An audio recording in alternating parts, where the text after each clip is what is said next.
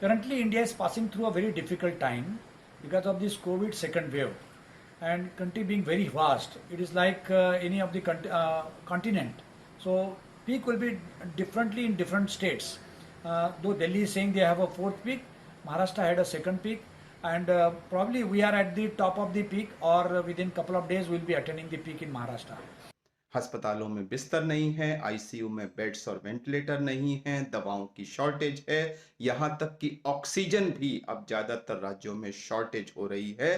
Cremation grounds में लंबी लंबी कतारें रखी हुई हैं। तो यानी कि बीमार होने पर इलाज के लिए अस्पताल में जगह नहीं है और मृत्यु होने पर शवदाह के लिए क्रिमेशन ग्राउंड्स में जगह नहीं है। इससे ज्यादा भयानक स्थिति और क्या हो सकती है, और ये नंबर्स अभी भी बढ़ रहे हैं।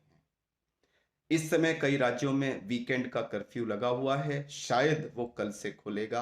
मुझे नहीं पता राज्य सरकारें उसको एक्सटेंड करेंगी या नहीं करेंगी, लेकिन एक डॉक्टर के नाते मेरी सभी देशवासियों से अपील है कि कृपया अगले 5 से 7 दिन आप घर पर रहें, किसी भी कीमत पर घर से बाहर ना निकलें। ये नंबर्स बहुत भयानक हैं और हमें इस चेन ऑफ ट्रांसमिशन को हर हालत में यहीं रोकना है, और उसको रोकने का एकमात्र तरीका है कि लोग आपस में एक दूसरे से मिक्सअप ना हो, मिंगल ना हो। अगर लोगों का एक दूसरे से मिलना रुका तो ये संक्रमण का चेन वहीं के वहीं रुक जाएगा।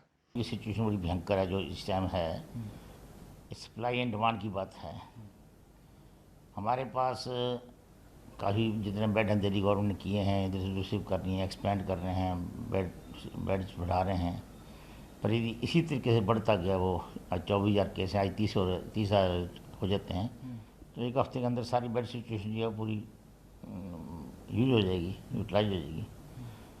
सिचुएशन डिफ़िकल्ट है बिकॉज आफ्टर ऑल बेड चाहे होटल में लगाना चाहते, क्योंकि सरकार सोच रही है या कहीं ओपन में बनाना चाहिए। मैन पावर कहाँ है, डॉक्टर्स कहाँ हैं? सप्लाई एंड डिमांड का, एक सप्लाई एंड डिमांड है ड्रग्स की, एक सप्लाई एंड डिमांड है ह्यूमन रिसोर्स की, दोनों की कमी पड़ जानी है।